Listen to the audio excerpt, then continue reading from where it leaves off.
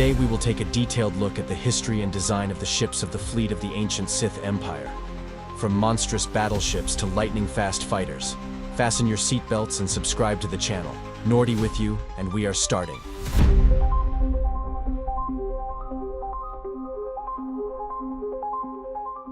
The Harrower-class Dreadnought stood as one of the most formidable warships in the Sith Empire's arsenal, a symbol of power and dominance throughout the galaxy.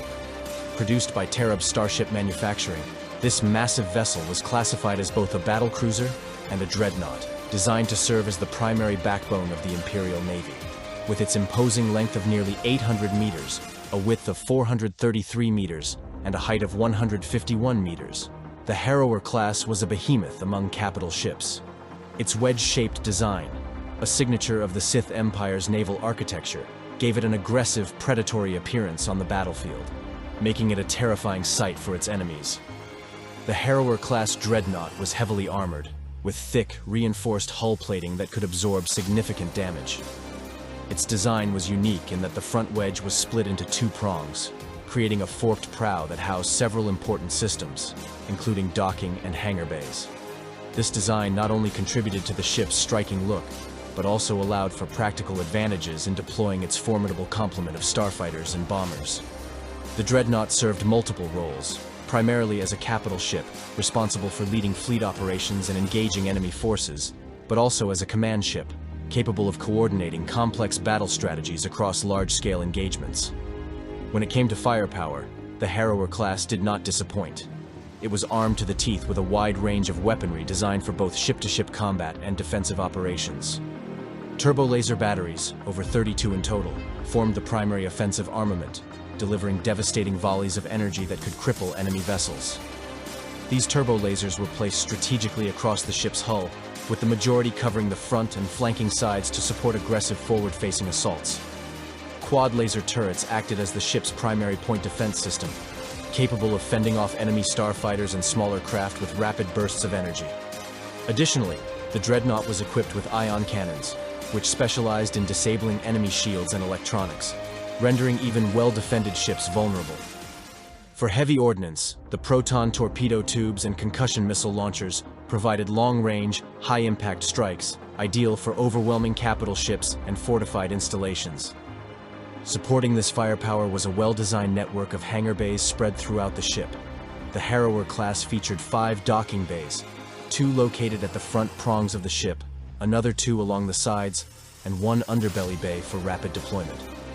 These docking bays housed an impressive complement of 95 starfighters, primarily Mark VI Supremacy-class fighters, which were the backbone of the Imperial Navy's fighter squadrons.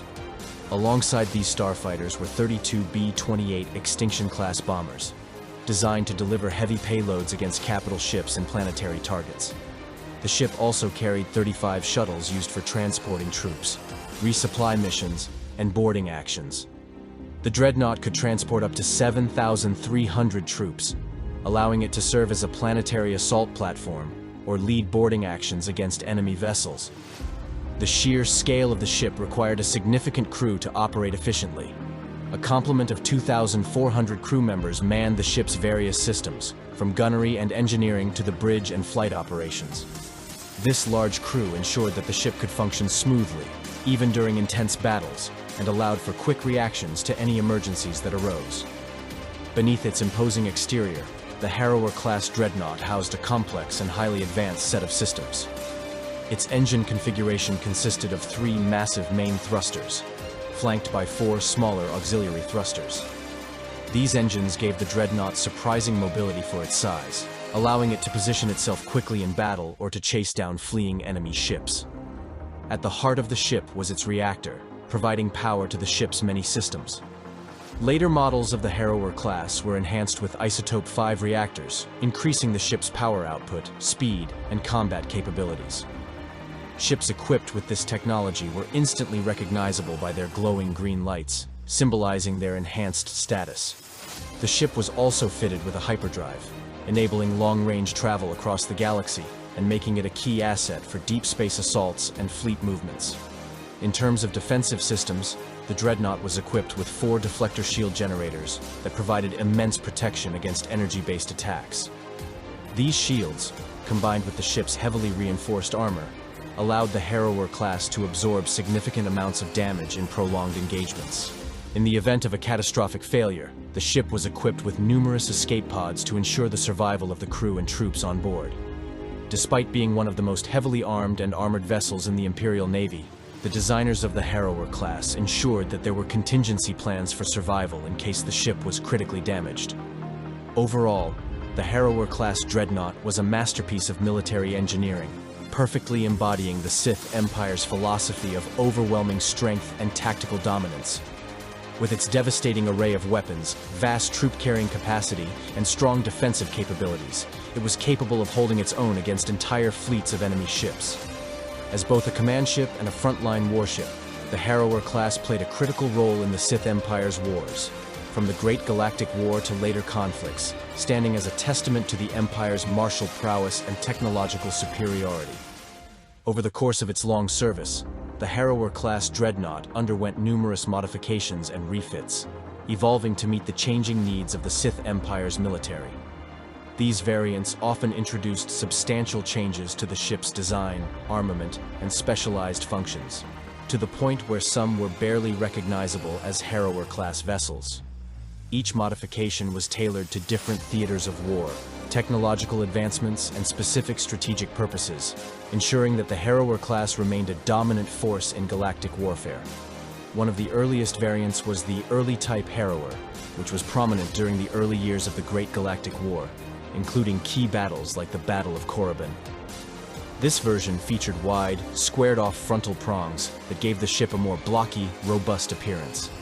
A distinctive feature of this variant was its set of 4 turrets mounted on both the upper and lower rear wing structures of the ship. These turrets provided additional firepower, especially against approaching enemy craft from the rear.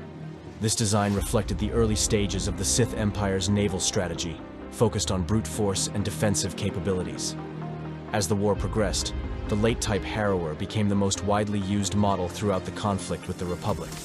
Seen at major engagements such as the First Battle of Balthawoui, this version of the Harrower-class featured narrower, more pointed frontal prongs, which gave the ship a sleeker, more aggressive silhouette.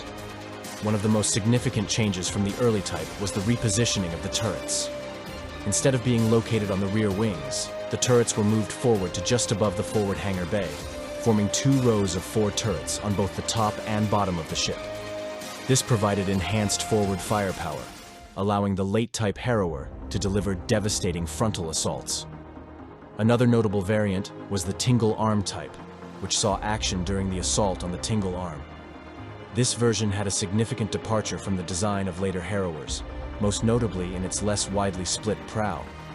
The gap between the 2 frontal prongs was reduced to a narrow slit, which effectively obscured the central hangar bay.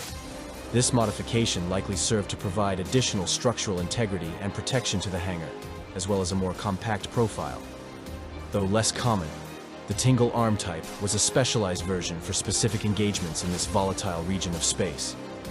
The Valor Prevails type was a unique and rare variant, named after the only known vessel of this class, the Valor Prevails. Its distinguishing feature was the diagonal inset frontal hangar bays. Additionally, the frontal prongs were angled inward, with their tips nearly meeting at the front. This modification gave the ship a more closed, aggressive look, and potentially provided greater protection to the hangar bays. However, with only one known example of this variant, it remained a curiosity within the larger fleet of Harrower-class ships. For more tactical and specialized operations, the BSX-5 Dreadnought variant was developed. While visually similar to the standard Harrower class, the BSX-5 was significantly smaller, measuring 600 meters in length. This reduction in size came with a corresponding decrease in armament and starfighter complement, making it a more agile but less powerful version of the Dreadnought. The most famous vessel of this type was the Dominator, flagship of Darth Jadus, a ship that became infamous for its role in Sith internal politics and military operations. One of the most powerful and devastating Harrower-class variants was the Silencer type, designed to incorporate a superweapon known as the Silencer Megalaser. The forward hangar bays were stripped out to make room for this massive weapon, which was capable of destroying capital ships in a single shot. Unlike many superweapons, the Silencer could recharge quickly enough to fire in rapid succession, earning it the nickname Fleet Killer. The first ship of this type, the Doombringer, demonstrated the terrifying potential of the silencer weapon, and more of these vessels were constructed under the orders of Darth Nox as the Sith Empire sought to maintain its technological superiority. Similar in appearance to the silencer type, the Gauntlet-type Harrower featured another formidable superweapon, the Gauntlet Lightspeed Cannon. This weapon, unlike the silencer, was designed to target enemy ships while they were in hyperspace, effectively turning the ship into a weapon capable of destroying vessels before they even arrived at their destination. This variant was specialized for disrupting enemy fleet movements and cutting off escape routes. However, it saw limited production, with the only known example being destroyed by Havoc Squad, a key victory for the Republic forces. These modifications and variants of the Harrower-class Dreadnought showcase the Sith Empire's adaptability and innovation in ship design. From fleet coordination to superweapon platforms, the Harrower class was tailored to meet the needs of different military campaigns, ensuring its place as one of the most iconic and fearsome warships of the Sith Empire. Each variant contributed to the legacy of the Harrower class, cementing its status as a symbol of the Empire's military might. The Harrower-class Dreadnought played a pivotal role in the military campaigns of the Sith Empire, becoming a cornerstone of its naval might for centuries. Its history stretches back as early as 3712 before Battle of Yavin, when an early model known as the Red Reaper was given to Darth Icarol. Icarol, a Sith Lord, used the Red Reaper to conduct an expedition in search of pure-blooded Sith outside the Empire's borders. This marked the beginning of the Harrower class's long journey as one of the Empire's most powerful warships. By 3681 before Battle of Yavin, when the Sith Empire instigated the Great Galactic War against the Galactic Republic, the Harrower class had become the primary capital ship of the Imperial Navy. Early models of the Harrower class, which were similar in design to the Red Reaper, would soon be phased out during the war as new, improved versions took their place. These early dreadnoughts formed the bulk of the Imperial fleet when the Republic first encountered the Empire in the Tingle Arm, a key moment in the Galactic War. The Harrower class saw extensive action throughout the conflict. One of its most significant early deployments was during the Empire's mission to reclaim its ancient homeworld, Korriban. In 3678 before Battle of Yavin, over 30 Harrower-class dreadnoughts participated in the battle, which successfully restored Korriban to Sith control. That same year, several Harrowers helped defend Korriban from a Republic assault, reinforcing the planet's defenses and maintaining the Empire's hold over this key Sith stronghold. The Harrower class continued to be a critical asset throughout the Great Galactic War, notably during the First Battle of Bothaway in 3671 before Battle of Yavin, when the Sith Empire attempted to capture the Mid-Rim world. The battle ended in a Republic victory, but the Harrower-class dreadnoughts that participated in the attack played a key role in the fierce combat that unfolded. Harrower-class ships were also present during major engagements, such as the Battle of Alderaan in 3667, before Battle of Yavin, where at least 3 dreadnoughts fought in the skies over the famous core world, and the Rim campaign of 3661 to 3660 before Battle of Yavin, which saw intense fighting across the Outer Rim. 2 dreadnoughts were lost during the lengthy Battle of Ord Radama, highlighting the high stakes of these large-scale engagements. One of the more mysterious stories surrounding the Harrower class involved the Void Star, a powerful prototype dreadnought that disappeared during the war. The Void Star was later rediscovered as a derelict ship during the Cold War, raising questions about its fate and the nature of its disappearance. This prototype represented some of the most advanced technology of the era, and its loss was a significant blow to the Sith Navy. Perhaps the most infamous moment in the Harrower class's service came in 3653 before Battle of Yavin, during the sacking of Coruscant. Harrower-class dreadnoughts, including the Scream of Ragnos, spearheaded the Sith fleet as it descended upon the Republic's capital. This devastating attack led to the signing of the Treaty of Coruscant, effectively ending the Great Galactic War and securing a temporary truce between the 2 warring factions. Following the war, Harrower-class dreadnoughts remained a key component of the Sith Empire's fleet. Over a dozen of these ships, along with Terminus-class destroyers, were stationed at Vacan Space Dock, the primary staging area of the Imperial Navy. Among these were notable vessels such as the White Nova and the Zeost Shadow, which became symbols of the Empire's enduring strength.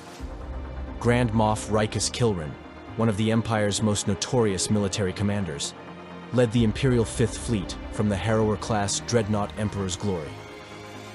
Kilrin and the Emperor's Glory were central to several key missions, including an attempt to capture the Republic ambassador Vinasara during an attack on the transport Essels in 3643 before Battle of Yavin. Later, the Emperor's Glory defended the Maelstrom prison from a Republic assault, but Kilrin was killed during the battle, and the ship was ultimately destroyed. As the Galactic War reignited, Isotope 5 Harrower-class Dreadnoughts were deployed in the battle over Corellia to destroy the Meridian Complex, further showcasing the Harrower's adaptability and continued relevance in galactic warfare.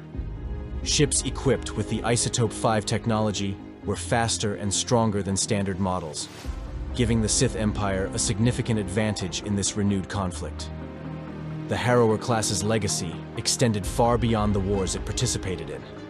Centuries later, Darth Sidious, the Sith Lord who would become Emperor Palpatine, remarked on the similarity between the Harrower-class Dreadnoughts and his own Imperial Star Destroyers. This acknowledgement of the Harrower's influence on future designs speaks to its lasting impact on military shipbuilding across the galaxy. Despite its age, the Harrower class remained a symbol of the Sith Empire's power, innovation, and ability to adapt to the demands of galactic warfare, cementing its place in history as one of the most iconic capital ships ever built.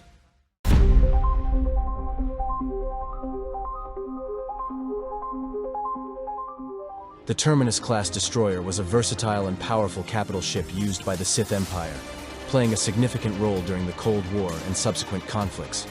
At 500 meters in length, the Terminus-class was a medium-sized destroyer, designed to serve as a multi-purpose warship for various military roles, from patrol duties to escort missions, and even transporting high-ranking Imperial officials.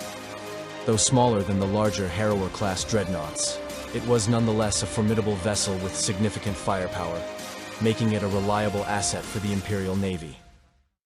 In terms of design, the Terminus-class bore similarities to the Gauge-class transport, though it was far more heavily armed and specialized for combat.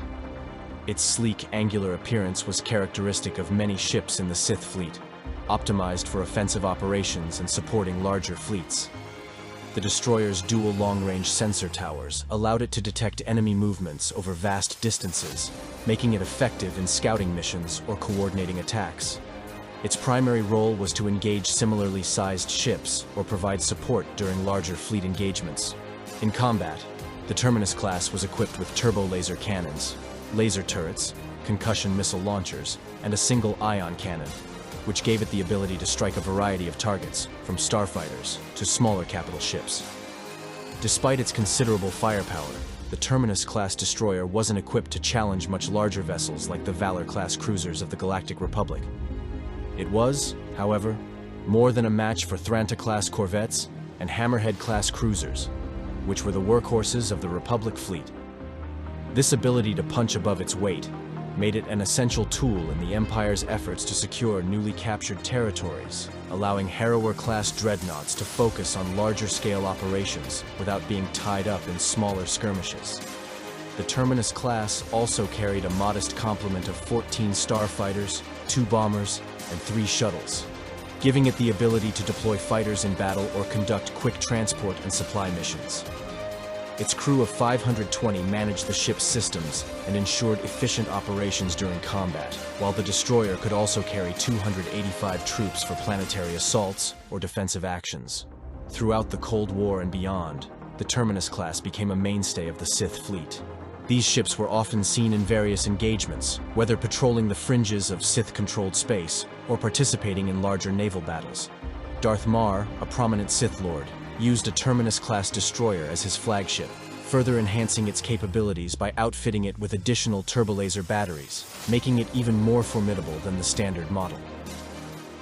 One of the most infamous uses of the Terminus-class design was the construction of the Ascendant Spear, a heavily modified version of the destroyer.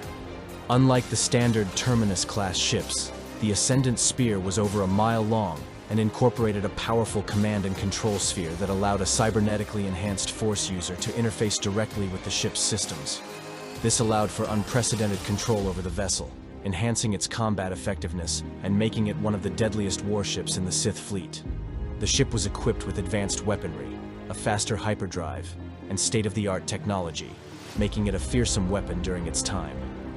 During the Third Galactic War, the Terminus class saw further modifications as the Empire embraced new technologies. Ships outfitted with Isotope 5 reactors and engines were deployed in the Meridian Complex assault, boosting their speed and power and making them more effective in the rapidly escalating galactic conflict. The Terminus-class Destroyer played a crucial role in the Sith Empire's military operations across multiple wars, from the aftermath of the Great Galactic War to the rise of the Eternal Empire and beyond. Its versatile design and impressive firepower made it a key asset in both offensive and defensive operations. In the years following the Great Galactic War, a pair of Terminus-class destroyers were deployed as patrol ships in the Vesla system, tasked with monitoring Imperial space and ensuring the security of vital systems. During this period, Theron Shan, a skilled agent from the Republic Strategic Information Service, managed to evade these vessels while infiltrating the Black Sector, showcasing the ship's role in maintaining Imperial security. During the Cold War, the Terminus-class destroyers were often used in tandem with larger Harrower-class Dreadnoughts to protect key locations, including the vital Vacan space dock, the main staging area of the Imperial Navy. The destroyers played a supporting role, acting as escorts and defensive ships, ensuring the safety of more strategic assets. Their ability to patrol and guard Imperial territory proved essential in maintaining the Empire's strength during this period of uneasy peace between the Republic and Sith. As tensions escalated into the renewed Galactic War, the Terminus-class destroyers became an integral part of the Imperial fleet, deployed in combat alongside the Harrower-class Dreadnoughts in numerous engagements against Republic forces. The ships saw action in major battles, helping to tip the scales in favor of the Sith in several key conflicts. One of the most notable users of the Terminus class was Darth Mar, a prominent Sith Lord, who commanded a modified version of the ship as his flagship. However, his ship, along with several others, was ultimately destroyed by the powerful Eternal Fleet during a battle in wild space, marking a turning point in the Sith Empire's conflict with the Eternal Empire. Despite the loss of Mar's flagship, the Terminus class remained in active service throughout the war, continuing to support the Empire's military objectives. The destroyers played a significant role in the invasion of Voss, and later engagements such as the Battle of Eocath, where they operated under the orders of Empress Asina, the ruler of the reconstituted Sith Empire. These battles saw the destroyers continue their legacy as vital components of the Imperial fleet, aiding in assaults and defending key Imperial strongholds. Beyond their service to the Sith Empire, Terminus-class destroyers were also adopted by the Eternal Alliance during their war against Zakul, demonstrating the ship's adaptability and continued value in galactic warfare. As the conflicts continued to evolve, the destroyers found themselves participating in increasingly diverse military operations, further solidifying their importance on the galactic stage. During the Third Galactic War, the Terminus-class destroyers were still actively engaged in combat operations, including the invasion of Ossus, a pivotal battle in the ongoing war between the Republic and the Sith Empire. As preparations for the Meridian Complex assault ramped up, one Terminus-class destroyer was reported in a deep space skirmish, signaling the ship's role in key naval engagements. In the actual Meridian Complex assault, an impressive 73 Terminus-class destroyers were deployed as part of the invasion fleet, marking one of the largest concentrations of these ships seen in the conflict. Throughout its service, the Terminus-class destroyer proved to be a reliable and versatile warship, capable of holding its own in battle while supporting larger vessels and coordinating fleet actions. Its enduring presence in multiple wars, from the Cold War to the Third Galactic War, highlighted its importance in the Sith Empire's naval strategy and ensured its place in galactic history as a key asset in the Sith's military might.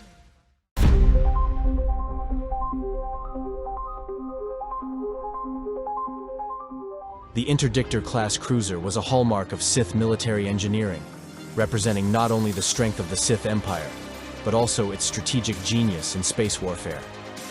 This imposing capital ship played a vital role in shaping the course of several galactic conflicts, most notably the Jedi Civil War and its aftermath.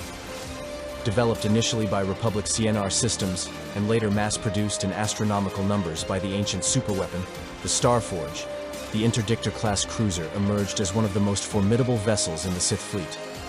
One of the ship's most unique features was its ability to disrupt hyperspace travel, earning it the classification of a hyperspace interdiction cruiser. This ability, facilitated by its powerful gravity well projectors, allowed the Sith to trap enemy vessels mid-flight, forcing them to engage in battle rather than escape.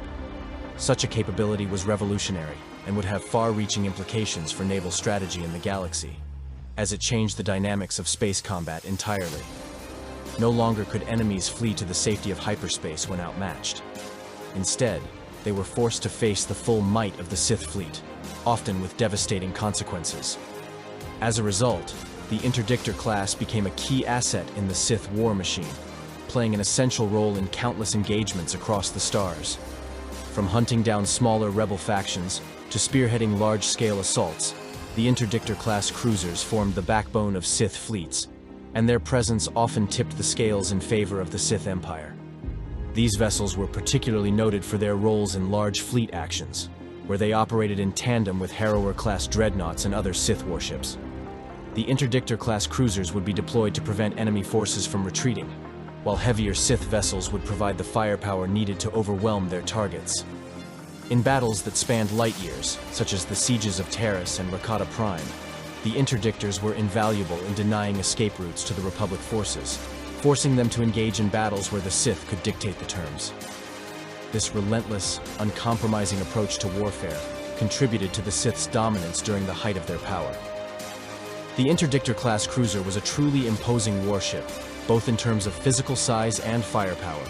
Measuring 600 meters in length, it was slightly smaller than later warships like the Imperial-class Star Destroyer, but it still stood as an awe-inspiring symbol of Sith naval prowess. Its design featured a split hull structure, with both dorsal and ventral components, which gave the ship its distinct silhouette. This configuration not only contributed to its menacing appearance, but also optimized the layout of its weapon systems and propulsion. The ship's propulsion system was a critical component of its effectiveness in battle. With 3 main thrusters and 4 auxiliary thrusters, the Interdictor-class cruiser had exceptional maneuverability for a vessel of its size. This allowed it to reposition quickly in the heat of battle, a necessary trait for a ship tasked with hyperspace interdiction, as it needed to cover large areas of space to trap fleeing enemy vessels. Its primary bridge was located within a sternward tower, which housed the ship's command center. From this vantage point, the ship's officers could oversee large-scale engagements, directing both fleet movements and the operation of the ship's critical systems. In terms of firepower, the Interdictor-class cruiser was well equipped for both offensive and defensive operations. It carried 5 medium turbo laser batteries, which provided considerable firepower against enemy capital ships. These turbo lasers were the primary offensive weapon, capable of delivering devastating volleys against enemy cruisers, frigates, and other large vessels. Supporting these heavy weapons were 6 light-point defense laser batteries, strategically positioned around the ship to provide a 360-degree defensive field against smaller, faster-moving targets like starfighters and bombers. This made the ship highly effective not only in direct engagements with other capital ships, but also in defending itself against swarms of smaller enemy craft. However, the most defining feature of the Interdictor-class cruiser was its gravity well projectors. The ship was equipped with 4 of these massive devices, which could generate artificial gravity fields strong enough to prevent ships from entering hyperspace. By projecting these gravity wells into space, the Interdictor class could effectively trap enemy fleets in normal space, leaving them vulnerable to Sith attacks. This ability gave the Sith Empire a massive strategic advantage, as it allowed their forces to dictate the terms of engagement, often catching Republic or Jedi forces by surprise and preventing them from regrouping or retreating. Additionally, the cruiser featured 3 tractor beam batteries, which were critical during boarding operations or when trying to capture disabled enemy vessels. These tractor beams could lock onto a target, pulling it into close range for boarding actions or preventing it from escaping once its engines were damaged. In combination with the ship's gravity well projectors, the tractor beams made the Interdictor class a fearsome hunter. able to disable and capture enemy ships with terrifying efficiency. The cruiser's complement included 48 Sith interceptors, which were stationed in the ship's hangar bays. These small, fast starfighters could be rapidly deployed to engage enemy fighters, providing additional support to the Interdictor's point defense systems. The ship also carried 2 shuttles and various support vehicles, which were used for both logistical operations and the transportation of troops during planetary assaults or boarding actions. The ship's crew was equally formidable, with a standard complement of 5,224 officers, engineers, and support personnel. In addition, the Interdictor-class Cruiser was designed to transport large numbers of Sith troops, up to 3,600 soldiers at a time. These troops could be deployed in ground invasions or used to board and capture enemy vessels, making the ship a versatile tool in the Sith military's arsenal. With a cargo capacity of 11,000 tons, the ship could carry supplies and munitions sufficient to support extended military campaigns, far from any resupply points. The Interdictor class was also designed for long-duration missions, with enough consumables to last for up to 3 years. This made it ideal for deep space operations, where supply lines might be limited or non-existent. The ship was equipped with advanced shielding systems to protect it from enemy fire, and featured a Class 2.0 hyperdrive, with a Class 9 backup system in case of emergencies.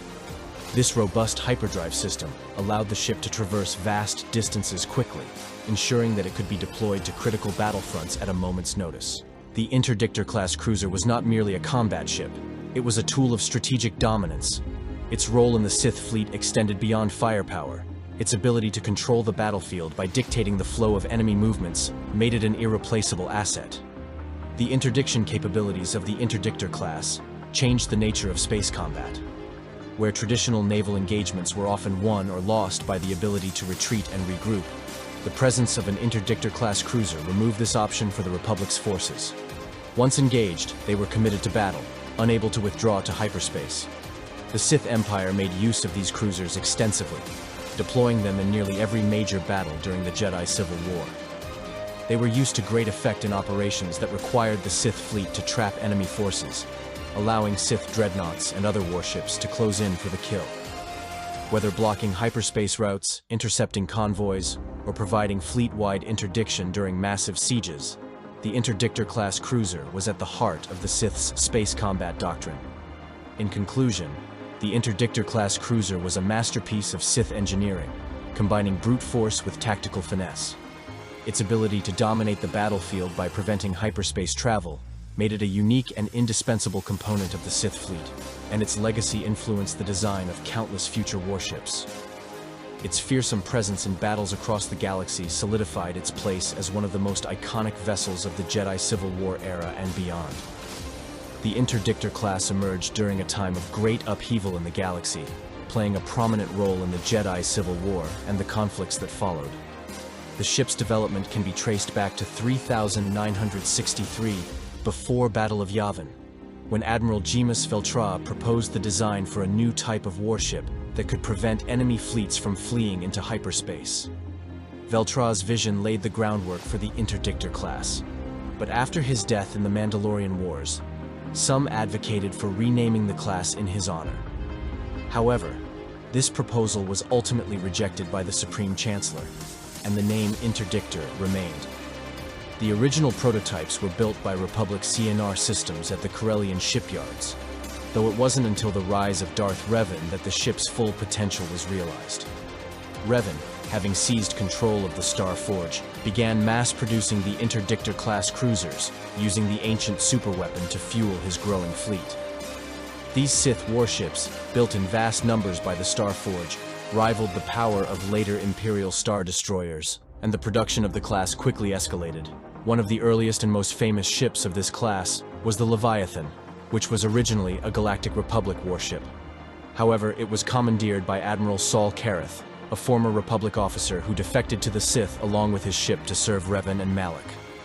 The Leviathan was a unique Interdictor-class cruiser, boasting enhanced armament with 20 quad laser cannons, 4 turbo lasers, 2 ion cannons, and a tractor beam projector.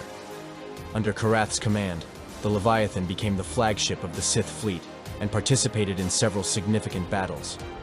One such engagement was the Siege of Taris, where Darth Malak positioned his fleet, including numerous Interdictor-class cruisers, around the planet in an effort to capture the Jedi Knight Bastila Shan. When the search for Bastila dragged on too long, Malak, growing impatient, ordered the bombardment of Taris, reducing its upper city to ruins with the Interdictor's turbo lasers. This act of devastation demonstrated the destructive potential of these ships. Later, the Interdictor class saw action during the Battle of Rakata Prime, a key confrontation in the Jedi Civil War. As the conflict reached its climax, the Sith fleet, composed of hundreds of Interdictor-class cruisers, engaged the Republic near the Starforge. Despite the formidable power of the Sith fleet, the Starforge was ultimately destroyed, bringing an end to the mass production of these ships. However, many of the remaining Interdictors survived and continued to serve the Sith Empire in the years that followed. One of the most notable uses of the Interdictor class after the Jedi Civil War was by Darth Nihilus, one of the Dark Lords of the Sith Triumvirate. Nihilus's fleet, centered around the Ravager, was composed largely of these cruisers, and they played a pivotal role in the Battle of Telos IV, where Nihilus attempted to consume the planet's life force. Though Nihilus was ultimately defeated, the Interdictor class remained a symbol of Sith power and naval dominance. The legacy of the Interdictor-class Cruiser extended well beyond the Jedi Civil War and into later periods of galactic history. Its design principles, particularly the concept of gravity well projectors for hyperspace interdiction, would inspire future generations of warship designers. Cinar Fleet Systems, the successor to Republic Cinar systems under the Galactic Empire, would later create the Immobilizer 418 cruiser, a ship equipped with an even more advanced form of gravity well technology. This new vessel, known colloquially as an Interdictor, continued the legacy of the original Interdictor-class Cruiser, cementing its place in galactic warfare for millennia to come. The Interdictor-class Cruiser was more than just a warship. It represented a tactical innovation that changed the nature of space combat forever. By preventing enemy fleets from escaping into hyperspace, these cruisers gave the Sith Empire a critical advantage in battles, allowing them to capture or destroy entire fleets. Though the original production run of these ships came to an end with the destruction of the Starforge, their design would endure, influencing the development of future capital ships like the Imperial-class Star Destroyers and the later Interdictor-class Star Destroyers of the Galactic Empire. Ultimately, the Interdictor-class Cruiser stands as one of the most iconic warships of the Sith Empire, its presence a testament to the Empire's military might and its legacy enduring well beyond the wars it helped to shape.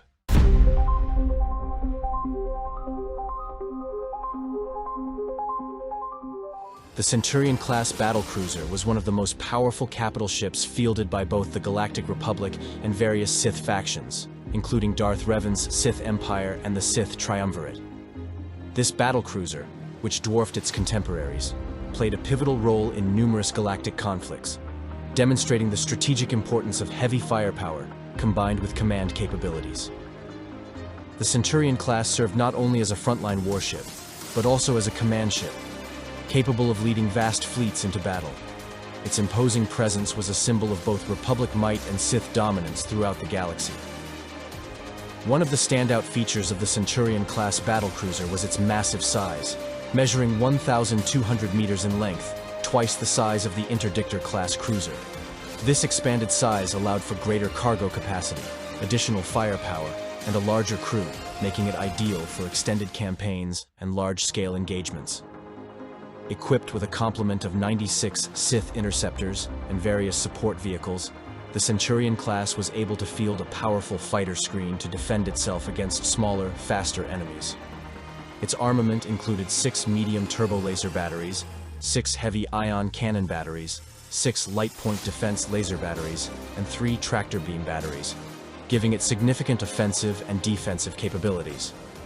The Centurion class was particularly effective in fleet actions, where its heavy weapons and fighter complement made it a central piece of any battle strategy. The ship's combination of medium turbo lasers and heavy ion cannons allowed it to engage enemy capital ships, while its point defense lasers and fighter squadrons defended against starfighters and bombers. The tractor beams further enhanced its ability to control the battlefield by capturing or immobilizing smaller enemy ships, making it a formidable opponent in any space engagement. The Centurion-class Battlecruiser was designed for endurance and command, Its command tower was equipped with spacious quarters for the officers, and its bridge was vast, reportedly the size of a concert hall. This design emphasized its dual role as both a combat vessel and a command ship, with enough space to accommodate high-ranking military personnel and allow for complex fleet coordination. Its hyperdrive system, rated at Class 2 with a Class 8 backup, enabled the ship to travel quickly between star systems, ensuring it could be deployed rapidly to critical battlefronts. In terms of logistics, the Centurion class could carry up to 32,000 tons of cargo and enough consumables for a crew of 31,452 to last up to 5 years.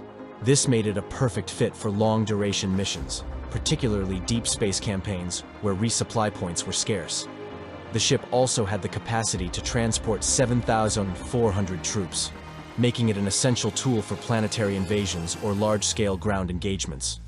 With its ability to sustain itself for extended periods, the Centurion-class Battlecruiser was a self-sufficient war machine, capable of independent operations far from friendly support. The Centurion-class Battlecruiser was more than just a weapon of war. It was a mobile command center, crucial for coordinating large fleets and leading complex operations. Its combination of firepower, command capabilities, and logistics support made it an indispensable asset in any military campaign. During battles, Centurion-class battlecruisers often served as the flagship of Sith fleets, where their commanders could oversee the engagement, direct reinforcements, and deploy fighters with precision. During the reign of the Sith Triumvirate, the Centurion-class battlecruiser gained a fearsome reputation. Ships like the Ravager, led by Darth Nihilus, became symbols of the dark power of the Sith, leaving devastation in their wake. The battlecruiser's ability to spearhead large-scale assaults and withstand heavy fire made it a key player in the Sith's strategic plans. Whether it was blockading Republic planets, leading naval assaults, or acting as a command ship in a fleet-wide battle, the Centurion class was integral to the Sith's war effort. The most infamous Centurion-class battlecruiser was the Ravager, which gained notoriety during the latter years of the Jedi Civil War. Originally serving in the Republic Navy during the Mandalorian Wars, the Ravager was destroyed in the devastating Battle of Malachor V, where it was left adrift among the wreckage of countless ships. Years later, the ship was resurrected by the dark side powers of Darth Nihilus, who used it as his personal flagship. The Ravager, now a decaying, terrifying vessel, became a symbol of Nihilus's unstoppable hunger and his devastating campaign against the remnants of the Jedi and the Republic. The ship's final battle came during the Second Battle of Telos IV, where it was destroyed once again, this time permanently. Another notable ship from this class was the Tears of Taris, so named after its participation in the infamous bombardment of Taris, a planet decimated by Sith forces during the war. The Tears of Taris survived the Jedi Civil War and eventually found its way into the fleet of the resurgent Sith Empire, where it served for the next 300 years. This ship played a crucial role in many campaigns, and its legacy endured well beyond the wars of Revan's era. Eventually, the ship was disassembled on the orders of Darth Charnus, and its parts were combined with components from newer Harrower-class ships. These modifications transformed the vessel into Darth Charnus's personal dreadnought, which he commanded during the Battle of Corellia, another key moment in galactic warfare. By the end of the Jedi Civil War, the Centurion class had largely been phased out due to the high cost of repairs and the devastating losses suffered during the conflict. As newer, more advanced warships like the Harrower-class Dreadnoughts came into production, the Centurion class saw its last days in active service. Nevertheless, its contributions to both the Republic and the Sith Empires made it a pivotal class of warship in galactic history.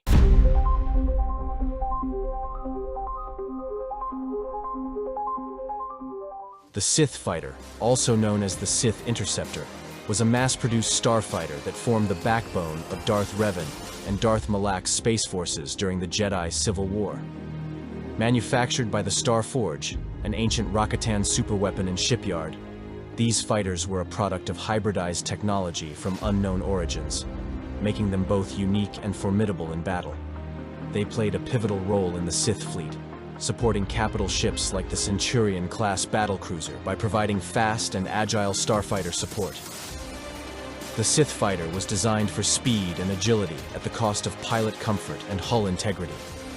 Measuring 7 meters in length with wings extended, the Starfighter was compact and streamlined, which made it highly maneuverable in dogfights. However, this design came at a cost.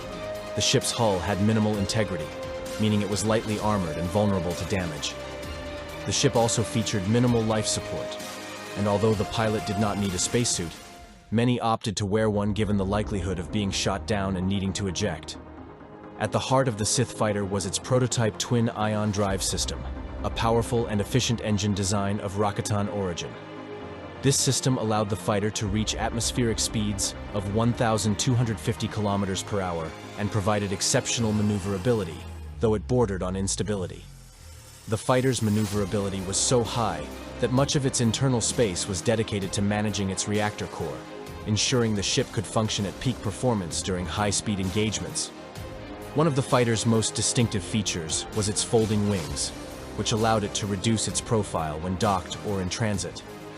When ready for combat, the wings would unfold, giving the craft a total length of 7 meters and increasing its firepower. The fighter was equipped with 2 laser cannons, one on each wingtip, providing a wide attack arc. Its small size and narrow profile made it a difficult target in dogfights, allowing it to outmaneuver larger, slower ships. While the Sith fighter had no room for passengers and only limited cargo capacity of 40 kilograms, it was designed for short-term combat missions. The ship could only support its pilot for up to 1 day before requiring resupply, emphasizing its role as a fast, aggressive strike craft rather than a long-term patrol or reconnaissance vessel. The Sith fighter was designed for rapid deployment and swarm tactics. Its mass production capabilities, thanks to the Starforge, allowed the Sith fleet to field vast numbers of these fighters in a relatively short time. This overwhelming numerical advantage gave the Sith an edge in space battles, as even a single capital ship could carry and launch waves of Sith fighters at a moment's notice. The fighters were typically housed in the cargo bays of larger Sith warships, such as the Centurion-class Battlecruiser, and could be launched in rapid succession when needed. Their ability to fold their wings made them easy to store in tight quarters, maximizing the number of fighters that could be deployed from a single ship.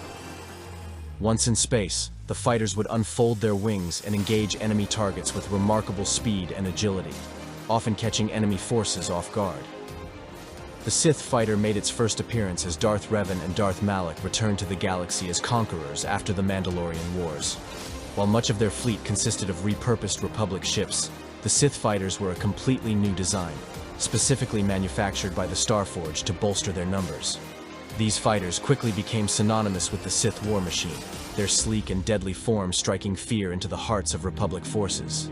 During the Jedi Civil War, Sith fighters were often the first wave of attack in space battles, providing crucial support to the larger capital ships in the Sith fleet. Their ability to scramble quickly made them an effective first strike weapon, allowing the Sith to overwhelm enemy forces before they could mount a proper defense. Even after the destruction of the Starforge and the eventual decline of Revan's Sith Empire, remnants of these fighters could still be found in use by Darth Nihilus and the Sith Triumvirate, continuing their legacy as a symbol of Sith military power. Though their lightweight design and minimal protection made them vulnerable to sustained attacks, the Sith fighters' speed, maneuverability, and sheer numbers made them a formidable adversary in any battle. Their role in the Sith war machine ensured that they left a lasting impact on galactic warfare during the tumultuous years of the Jedi Civil War.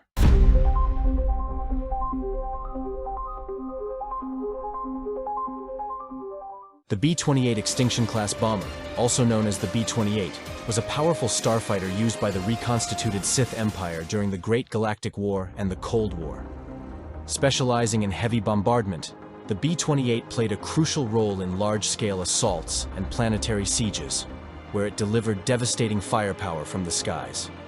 Its design and role made it a vital component of the Imperial Navy, particularly in operations requiring the destruction of ground-based infrastructure or the weakening of enemy fleets through precision strikes. As a bomber, the B-28 was built for one purpose: to unleash heavy ordnance on its targets. While not as fast or agile as interceptors or standard starfighters, it compensated with powerful payloads designed to devastate both enemy starships and planetary targets.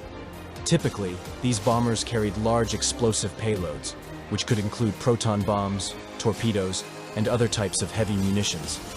In battle, they would unleash these weapons in quick succession, targeting key enemy installations or weakening the defenses of larger capital ships. Unlike the faster and more maneuverable Sith interceptors, which were designed for dogfights and fleet skirmishes, the B28 bomber was slow and required heavy protection. It was commonly deployed in squadrons, escorted by faster starfighters like the Sith Fighter, which could defend it from enemy interceptors. The B28 was vulnerable to enemy fighter craft due to its larger size and slower speed, so it relied heavily on coordinated tactics within the Imperial Navy. In battle, it would often fly in formation with escort ships, releasing its payload at optimal moments when enemy defenses were thinned out or disabled by the main fleet. The B28 Extinction-class Bomber was a crucial tool in the Sith Empire's strategy of overwhelming force. Its most famous deployment was during the sacking of Coruscant, where squadrons of B28 bombers were responsible for much of the destruction that befell the Republic's capital.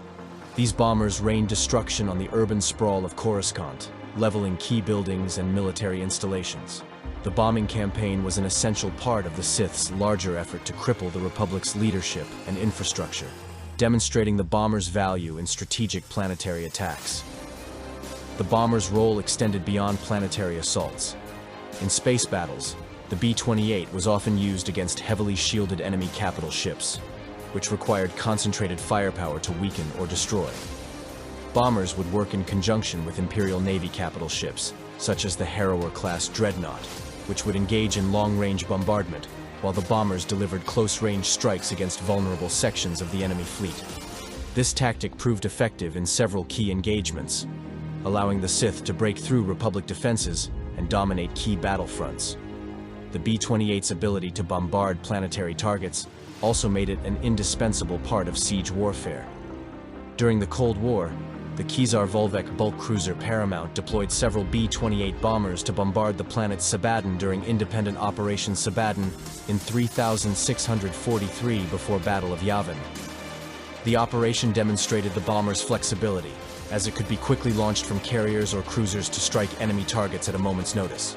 Bombers like the B-28 could strike deep into enemy territory, making them ideal for preemptive strikes or for softening up targets before a larger assault force arrived. The B-28 bombers were often used in combined arms tactics with other Sith Empire vessels. In large fleet actions, the bombers would work alongside Sith interceptors and Sith capital ships to create a layered attack strategy. Fighters would engage the enemy starfighters, clearing the way for the slower-moving bombers, while Sith capital ships provided long-range fire support. Once the enemy's fighter screen was weakened, the bombers would swoop in to deliver devastating strikes against critical enemy installations, such as shield generators, command bridges, or weapon systems. This combined approach was essential to the Sith Empire's military doctrine. The B-28 was never meant to operate independently. Instead, it functioned as part of a larger fleet, where its destructive potential could be maximized with the support of other ships. In planetary assaults, bombers would typically be deployed after the Sith fleet had established control of the skies, ensuring that enemy anti-aircraft systems or starfighter patrols had been neutralized. By the end of the Cold War, the B-28 had become a symbol of the Sith Empire's relentless approach to warfare. It left a lasting impact on the galaxy, particularly through high-profile operations like the sacking of Coruscant and the bombing of Sabaton. Its design influenced future generations of bombers, both in the Sith Empire and beyond, as its role in combining heavy firepower with strategic bombing campaigns remained critical to military operations across the galaxy. Though its service was eventually phased out after the Cold War, with newer models replacing it, the B-28 Extinction-class Bomber remained an iconic part of the Sith Empire's space arsenal. Its devastating effectiveness in both space and planetary battles ensured that it would be remembered as one of the most fearsome bombers of its time, a vessel that could turn the tide of battles through sheer destructive force.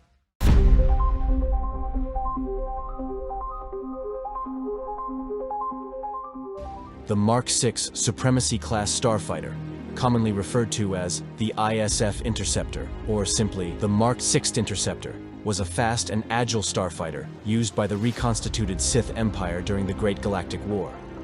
Designed to function as a high-speed interceptor, the Mark VI was a vital part of the Imperial Armada, often deployed in rapid response to enemy incursions or used to gain space superiority in key battles.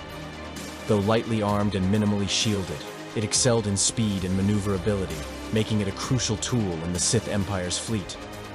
The Mark VI Interceptor was equipped with twin-ion engines, granting it immense speed and acceleration, far surpassing standard starfighters of the era. This made it an ideal craft for intercepting enemy ships, especially slower-moving bombers or transport vessels. The Interceptor's minimal shielding and light armament were intentional sacrifices to enhance its agility and speed, making it perfect for fast hit-and-run tactics or swarming enemy formations. Pilots relied on the ship's maneuverability rather than its defenses, engaging in daring attacks and outmaneuvering their opponents to gain the upper hand. The Mark VI was armed with 4 laser cannons, 2 mounted on the wingtips and 2 placed on the chin of the vessel.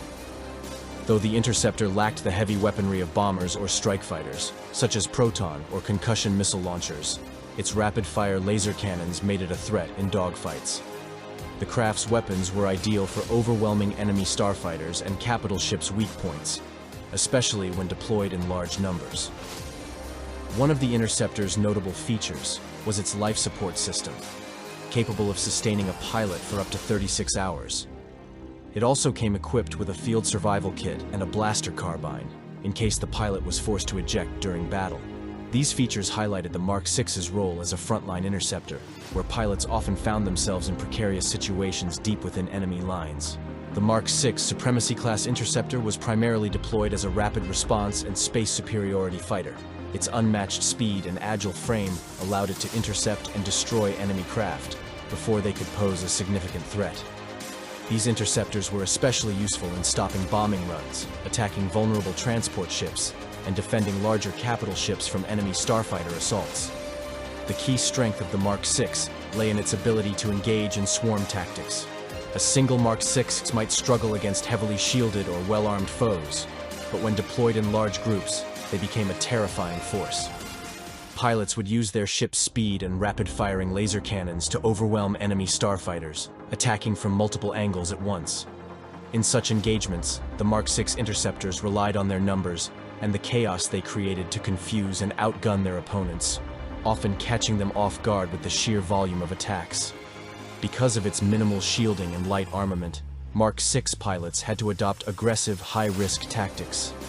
In battle, they would often approach the enemy at high speeds, deliver a rapid barrage of laser fire, and quickly pull away before the enemy could retaliate. This hit-and-fade approach kept the Mark VI pilots constantly on the move, utilizing their ship's agility to avoid enemy fire. It was not uncommon for squadrons of Mark VI interceptors to make multiple high-speed passes against enemy fleets, slowly wearing down their defenses while evading counterattacks. The Mark VI Supremacy-class Starfighter saw extensive use in several critical battles during the Great Galactic War.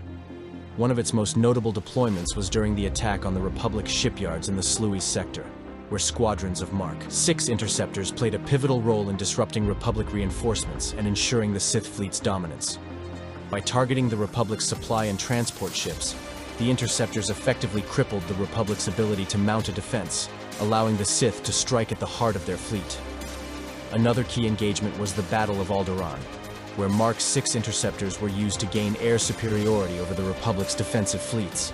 Their speed allowed them to outmaneuver the slower Republic fighters and disrupt the Republic's coordinated attacks, helping the Sith gain a decisive foothold on the planet. The Mark VI Interceptor was also deployed during Darth Malgus's campaigns, including the Battle of Ziost and the infamous sacking of Coruscant. During these operations, the Mark VI Interceptor were instrumental in executing surprise attacks and maintaining the Sith's control over the space lanes, often catching Republic forces unprepared with their lightning-fast strikes. Though lightly armed, the Mark VI Supremacy-class Starfighter became a symbol of the Sith Empire's dominance in space combat during the Great Galactic War. Its success lay not in brute force, but in its agility and strategic use. Mark VI interceptors were often paired with heavier ships, such as B28 Extinction-class Bombers or Sith capital ships, to protect them from enemy fighters, while they delivered devastating strikes against larger targets. In fleet engagements, the Mark VI served as the vanguard, breaking through enemy starfighter screens to allow bombers and capital ships to engage more heavily defended targets. Its speed and swarm tactics created openings in enemy formations, paving the way for the Sith Empire's heavier vessels to inflict maximum damage. While it could not hold up in extended one-on-one dogfights against more heavily shielded ships, the Mark VI's ability to outmaneuver and outnumber enemy forces made it one of the most feared starfighters of its time. After the Great Galactic War, the Mark VI remained in use during the Cold War by various Sith factions and the Eternal Alliance. Despite being gradually replaced by newer models, the Mark VI Interceptor was remembered for its effectiveness in battle and its critical role in the Sith Empire's space dominance. Its design, emphasizing speed and precision over raw firepower, influenced later generations of interceptors, cementing the Mark VI's place in galactic starfighter history.